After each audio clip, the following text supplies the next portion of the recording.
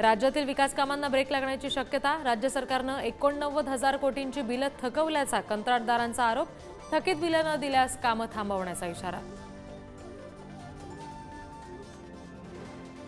अजित पवार यांचा कराडमध्ये पृथ्वीराज चव्हाण यांना धक्का। पृथ्वीराज चव्हाण यांचे विश्वासू उदयसिंह पाटील उंडाळकर आज राष्ट्रवादीत प्रवेश करणार। अजित पवारांच्या उपस्थितीत होणार पक्षप्रवेश। बीडच्या श्री क्षेत्र गहिनीनाथ गडाच्या फिरत्या नारळी सप्ताहाचा आज सांगता समारंभ।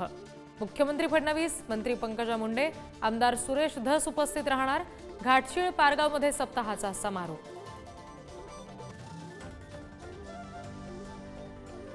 राज्यातील हिंदी सक्तीविरोधात मनसे आक्रमक। सरकारला जाग आणण्यासाठी मनसे आज मराठमोळा आंदोलन करणार।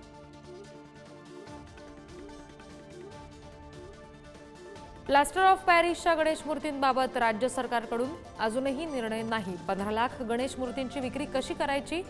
मूर्तिकारांना प्रश्न। पेणमधील गणेश मूर्तिकार तणावाखाली।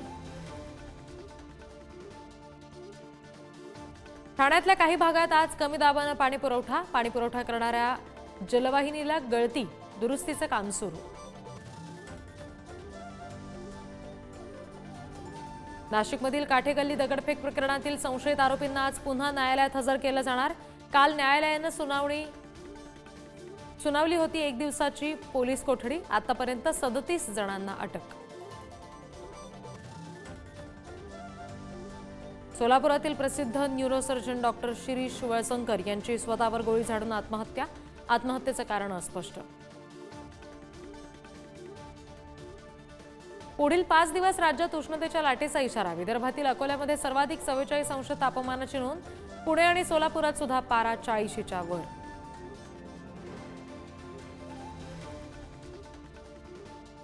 सोनं पुन्हा लाखाच्या उंबरठ्यावर। काल सोन्याच्या दरात 600 रुपयांची वाढ। 24 कॅरेट सोन्याचा दर 98,000च्या पार। सोनं 1 लाखापासून केवळ 1,800 रुपयांनी दूर।